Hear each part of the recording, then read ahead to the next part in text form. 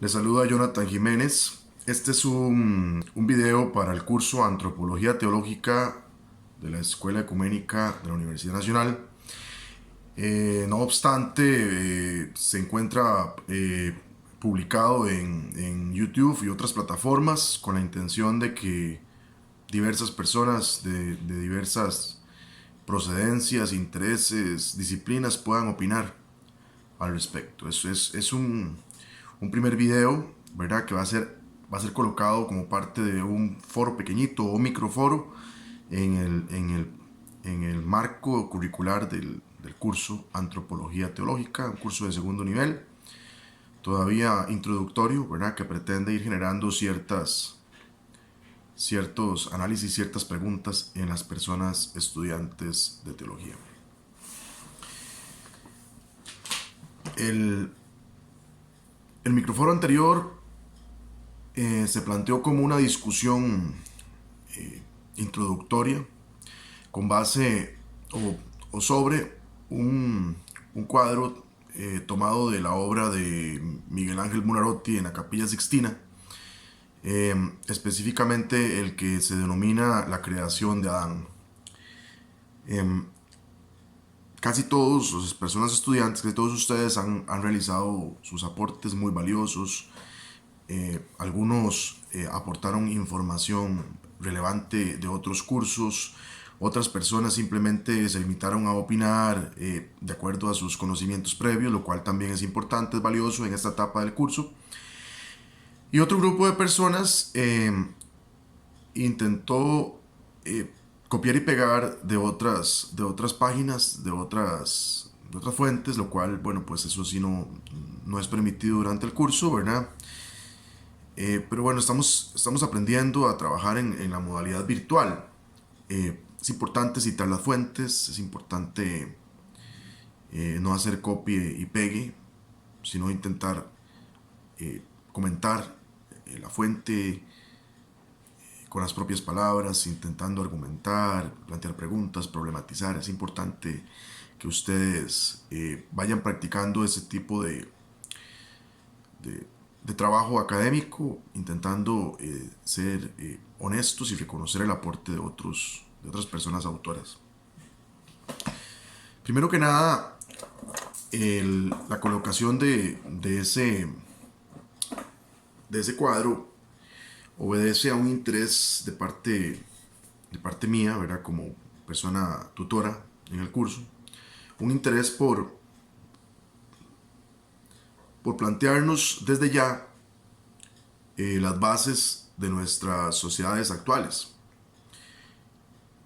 de nuestras visiones de Dios, que bueno, que a pesar de que los cristianismos tienen orígenes en la cultura o las sociedades eh, orientales, ¿verdad? O en Medio Oriente, los cristianismos se configuran, por lo menos acá en Latinoamérica, como, como cosmovisiones occidentales o occidentalizadas, que han pasado ya por diversos filtros, filtro helénico, ¿verdad?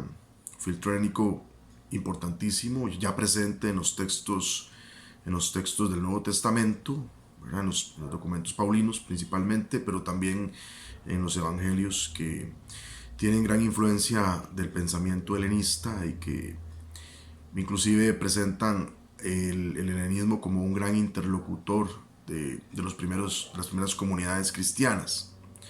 La misma noción de Cristo ya está impregnada, Cristo como Hijo de Dios, está impregnada de helenismo.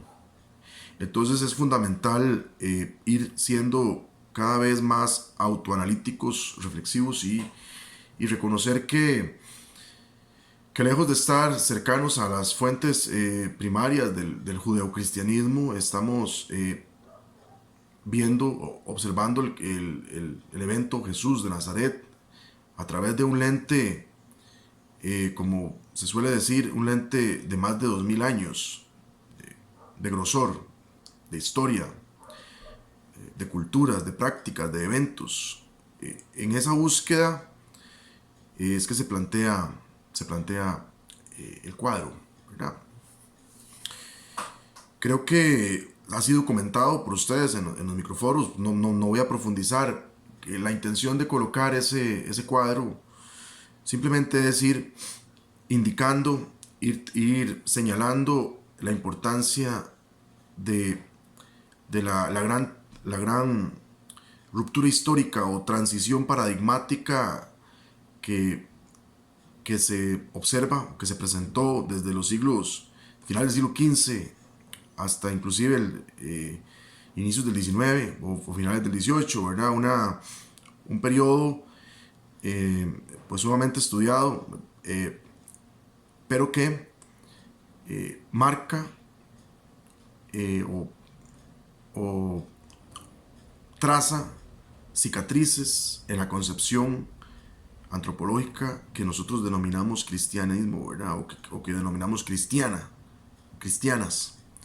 En un curso como estos es fundamental, creo, comenzar por ahí.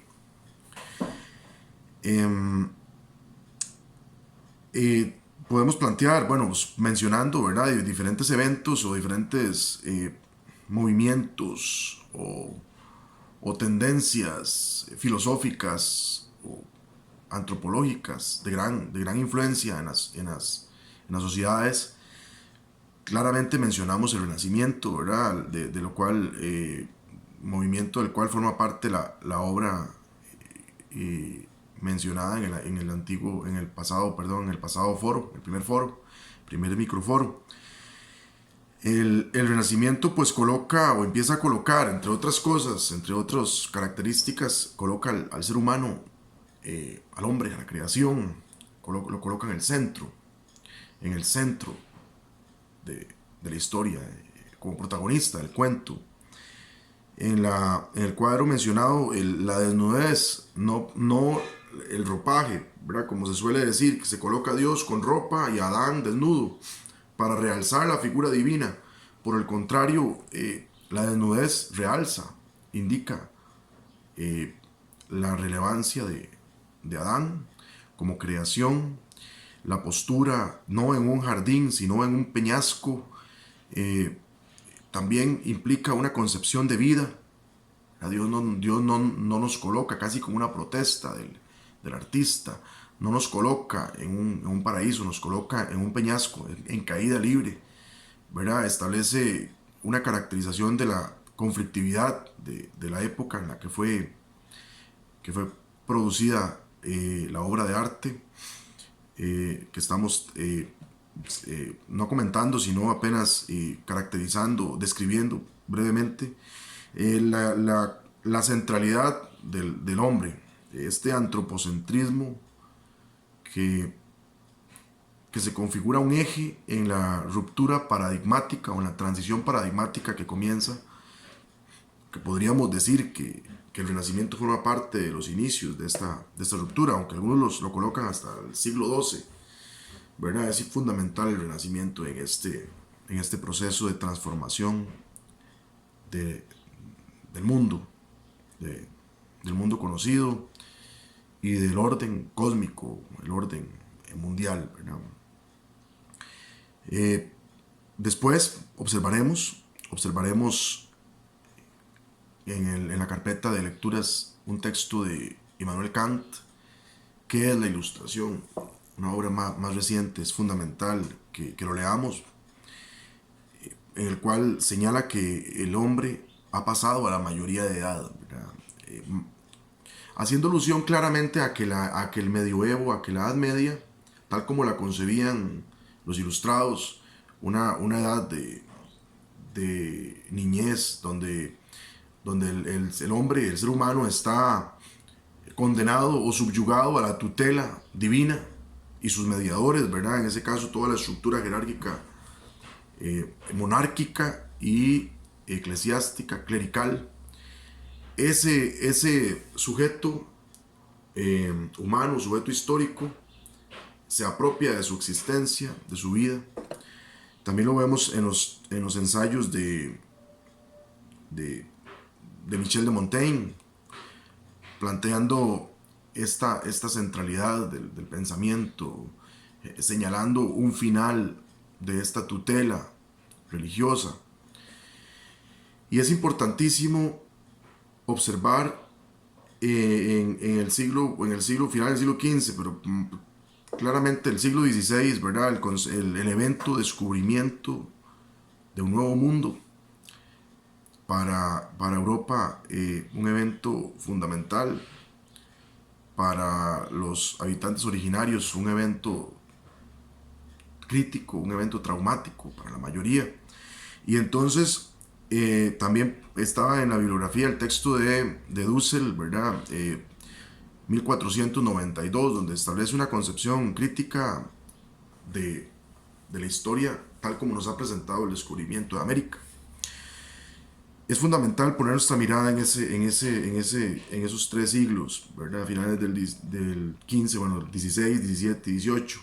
Vamos a observar esos tres siglos, no vamos a hacer un estudio exhaustivo de esos 300 años. Claramente no tenemos tiempo y tal vez tampoco las herramientas académicas y metodológicas, pero podemos considerar esos tres siglos como tres siglos fundamentales para que tengamos hoy día la propia visión, las diversas visiones del cristianismo que existen y claramente antropológicas que compartimos, que se reconocen como válidas en la mayoría de nuestras opiniones, consciente o inconscientemente. No podemos dejar de mencionar las reformas, las llamadas revoluciones burguesas, ¿verdad? Que posteriormente llegaron a consolidar esta centralidad antropológica o antrópica, esa centralidad como fundamental en el reordenamiento del mundo. Se configura la concepción no teocéntrica, no teocrática de la organización política, de la organización política. Surge la idea de Estado-nación. Se consolidan la organización napoleónica de las sociedades, ¿verdad? Caen las monarquías o empiezan a caer las monarquías.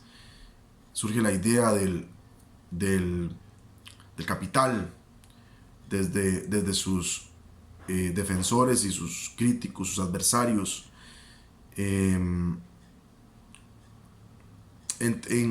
resumen, se consolida el sistema mundo moderno actual. Se empieza a consolidar, empieza a trazarse.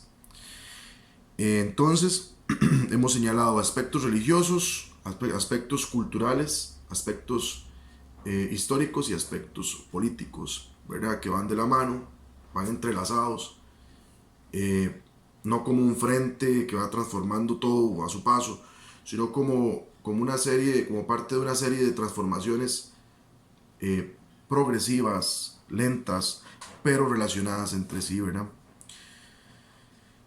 Es importantísimo iniciar el curso de antropología teológica planteando eso. Hemos heredado un mundo que viene de una serie de transformaciones importantes, relevantes. No por pocas razones le llaman al antiguo régimen, ¿verdad? El medioevo, y hablan de un nuevo régimen, ¿verdad? Una nueva organización mundial. Entonces, eso es importante. El cristianismo no ha pasado incólume desde el 2000, desde el año 0 antes de Cristo hasta el 2019. No ha transcurrido incólume, inmaculado, desde el 0 hasta el 2019.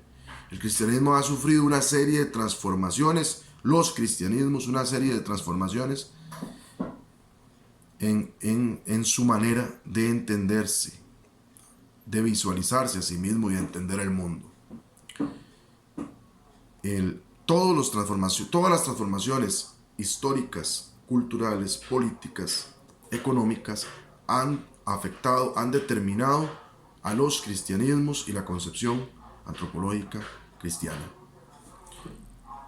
La concepción, ejemplo, las lecturas de la Biblia como un tutorial de finanzas, un tutorial financiero, hoy día, que abundan. Eso, en el siglo, bueno, no nos vayamos tan atrás, en el siglo 3 después de Cristo,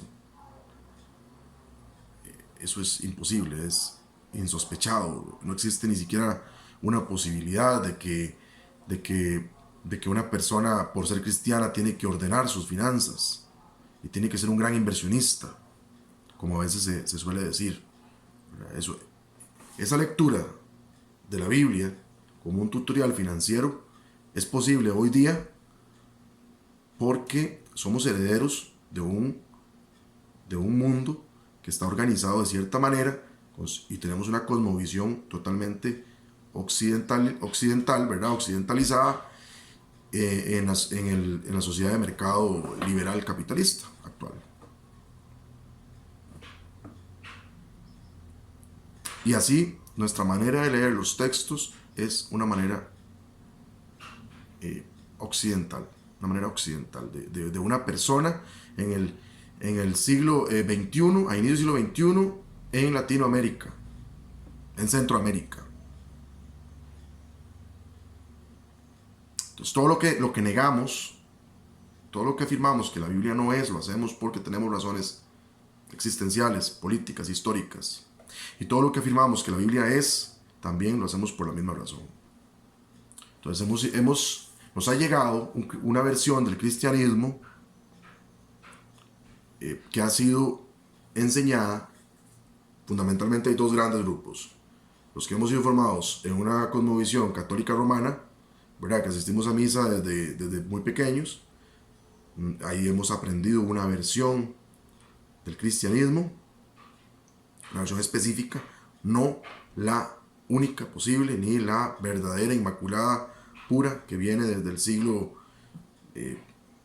cero, ¿verdad?, y que viene directo desde las enseñanzas de Jesucristo hasta hoy, ese grupo.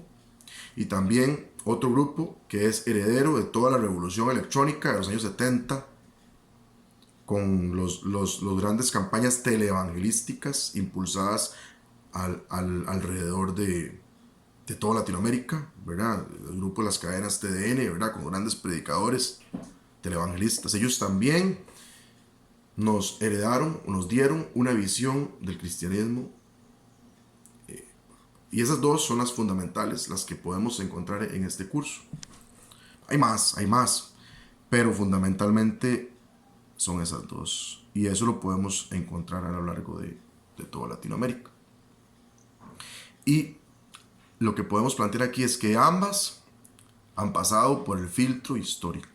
Ninguna de esas dos visiones es poseedora de la visión originaria de Jesús sobre el cristianismo, o de Pablo, ni siquiera. Eso es importantísimo que lo tengamos claro. Ahora, ¿cómo vamos nosotros a estudiar nuestra propia visión antropológica, y cómo vamos a estudiar las visiones antropológicas que se autodenominan cristianas en nuestras sociedades actuales? ¿Qué posición vamos a tener? Entonces, la propuesta del curso, bueno, es intentar tener una visión académica, una visión crítica que nos permita identificar características, que nos permita inclusive también autoanalizarnos, autodefinir nuestra propia visión antropológica y por tanto teológica. Entonces, todas esas transformaciones que acabo de mencionar, Renacimiento, Descubrimiento, Ilustración, las revoluciones burguesas, etc., sientan las bases de la modernidad. Son denominadas también a veces la modernidad, ¿verdad?, parte de la modernidad. Entonces, ahí se construyen las bases de la modernidad. Desde el punto de vista teológico hay un terremoto teológico. Todas las afirmaciones teológicas, o casi todas, que se hacen en la Edad Media son refutadas por la modernidad, son invitadas a ser cuestionadas en la modernidad. El ser humano, el hombre, la mujer tal vez posteriormente, pero en los primeros momentos el hombre que no es clerical, el hombre que no es un noble, que no ha heredado por vía de sangre su nobleza, ese concepto de hombre es colocado en el centro. Todas las personas, todos los hombres, ¿verdad? Por lo menos como una idea abstracta. Ya vemos que en la práctica tal vez no se logró establecer así. Entonces, el hombre es colocado, el ser humano es colocado en el centro. Pasamos de una visión teocéntrica a una visión antropocéntrica. Y al desplazar la visión, la concepción antropológica, al existir este desplazamiento de los márgenes como súbdito al centro, Dios, o la concepción de Dios, la idea de Dios, también experimenta una reformulación, un desplazamiento. Diferentes desplazamientos. En algunos lugares es sacado totalmente de la escena. En otros lugares es colocado como un compañero, una idea de Dios como compañero, como que acompaña los proyectos de ese hombre que está en el centro y le ayuda a que ese hombre cumpla sus sueños y transforme la sociedad. Dios como compañero, y en algunas ocasiones Dios como rival. Dios como un ser que está celoso de ese lugar central y que por tanto invita a luchar contra la modernidad, a combatir la modernidad. Entonces ahí hay tres concepciones, ¿verdad? Entonces, de acuerdo a la concepción de Dios que las personas manejen de esas tres, así va a ser su conducta, así va a ser su comportamiento a lo largo de la historia. Es algo similar a la gran obra magistral de Víctor Hugo que tal vez podamos ver acá, Los Miserables, ¿verdad? Cómo de acuerdo a la concepción de Dios que tienen los personajes, así se comportan, así es su conducta. Un personaje que es encarcelado varias décadas por robar pan, y que cuando logra su libertad es perseguido por otro personaje que, de acuerdo a su precepto, no robar, considera que ese ladrón debe volver a la cárcel y debe volver a sufrir las consecuencias de sus actos, etcétera. Es una obra muy compleja, tal vez podamos observar alguna de las películas o podamos leer el texto. De acuerdo. No, la magistral obra de Goethe, el Fausto, en la cual el protagonista atraviesa diversas metamorfosis, diversas etapas. También está en la bibliografía. Primero, un hombre totalmente virtuoso, un hombre entregado a Dios, entregado a su trabajo, con ciertas conductas, pero se enamora y en su proceso de enamoramiento conoce otro personaje, Mefisto, que lo invita a cumplir sus deseos y le muestra un gran panorama de la vida y lo rejuvenece, bueno, y le ayuda a conquistar a su amada. Ahí está la primera metamorfosis. Y luego ese hombre, después de que la embaraza en soltería y ella es condenada, ese hombre la abandona porque una vez más es invitado a enriquecerse, encuentra una manera de enriquecerse. Entonces su interés ya no es el de ser un amante, su interés ahora es el de ser un hombre poderoso, un hombre rico, y empieza todo el proceso de enriquecimiento por medios lícitos en la sociedad de mercado y medios ilícitos desde el punto de vista moral medieval. Los invito también a encontrarse con esa obra. Son obras que nos muestran este desplazamiento de la idea de Dios y de la concepción antropológica a lo largo de la historia. Inclusive es a principios del 19, que surge la antropología como ciencia y otras disciplinas que no existían. Por tanto, al ser ciencia, prescinde de lo siguiente, prescinde de Dios como sujeto o persona y le asume como producto antropológico cultural. Por lo tanto, proteico. ¿Qué es proteico? Que toma 1000 formas.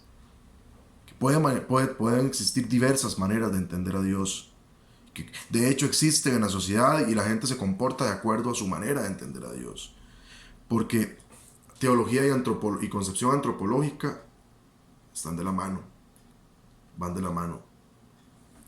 Y de acuerdo al lugar que se le otorgue a Dios en nuestra concepción, así colocamos al ser humano, también en nuestra cosmovisión.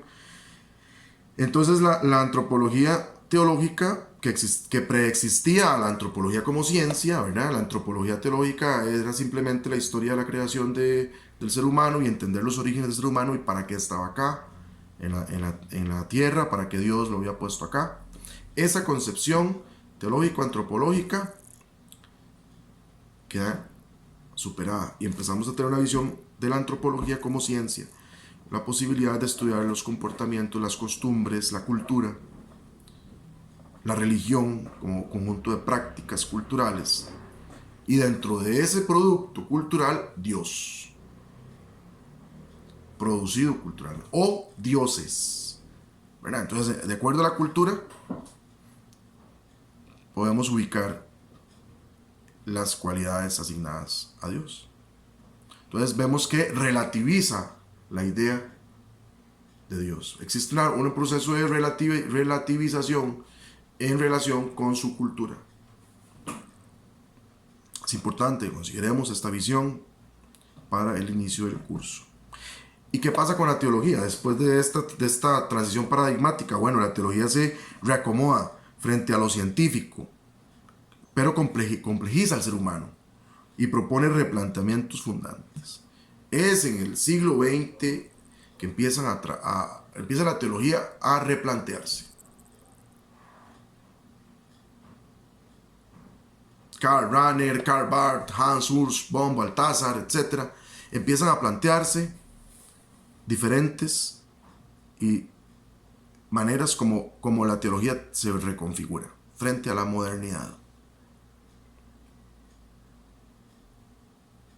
Se vale de posturas críticas hacia la modernidad, pero también asume la modernidad como una oportunidad, en el caso de Rahner, una oportunidad para que el cristianismo se purifique, una etapa de purificación de los cristianismos. La ciencia penetra la teología y la teología se deja penetrar por la ciencia, no sin tener resistencias dentro de los grupos religiosos más fundamentalistas, más institucionalizados, más jerárquicos. Les dejo una pregunta para terminar este video. Este video será parte de un microforo. ¿Cómo se manifiesta Dios o la idea de Dios en nuestras culturas hoy día o prácticas cotidianas? ¿Cómo se manifiesta Dios o la idea de Dios en nuestras prácticas cotidianas? ¿Cómo podemos en la iglesia estar sentados a la par? El pobre que va a perder su casa, a la par del gerente del banco que se la va a quitar el lunes. Y están sentados en la misma banca, en el mismo templo, y se dan la paz. Es un ejemplo de Helio Gallardo, tomado prestado de don Helio Gallardo. Esa pregunta para comentar y les agradezco su atención. Espero que la hayan pasado despiertos. Nos vemos.